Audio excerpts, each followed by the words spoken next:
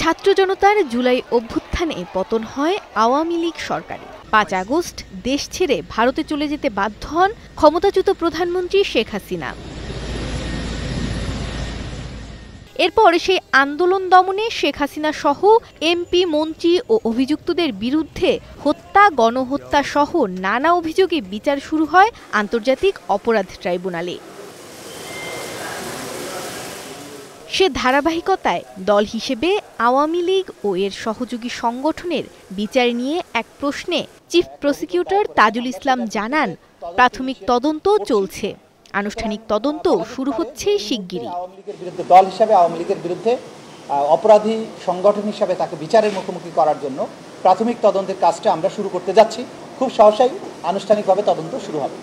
পাশাপাশি গুমসহ আলোচিত বেশ কয়েকটি মামলার তদন্ত শেষে আনুষ্ঠানিক অভিযোগ দ্রুত দাখিলেও আশাবাদী প্রসিকিউশন।